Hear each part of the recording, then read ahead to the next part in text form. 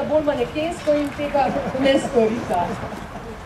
Sicer pa sodelavca Elektra Ljubljana sta pripravila malto, sedaj pa jo bosta oba naša delovca najprej položila v eni plasti na že obstoječo podlago.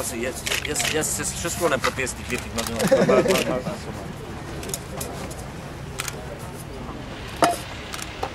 Dobro, to gre, ne? Dobro za vas. In seveda na njo položila preč pričo, ko smo polagali z tega temeljnega kamna. Če pa ne boste videli, na njem piše RTP Litostroj, temeljni kamen položila župan Zoran Janković in predsednik uprave magistra Mirko Maričič. Skoraj napisan današnji datum, 3. april 2008.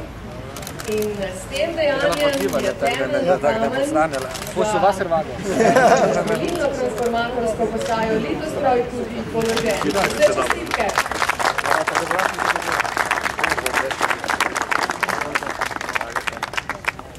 Dovolite, da skupaj nazdravimo in vas vljudno prosimo, da ostanete še nekaj časa v naši družbi. Prisluhnimo še zadnji točki glasbeni v izvedbi Kvardeta Srpska. Koliko imamo teh transformatorjev 100 kV skozi 20 v Ljubljani? V Ljubljani imamo 4 obstoječe razdaljine transformatorske postaje, 10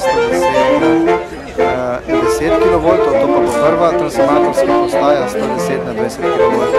Načrtujemo pa gradnjo nadaljnjih 3 razdaljin transformatorskih postaj, in sicer Potniški center Ljubljana, Trnovo in Vrtačev. In to je nujno potrebno za ta del Ljubljane, ne? To je nujno potrebno za oskrbo prestolnice z električno energijo. Ok, najlepše hvala.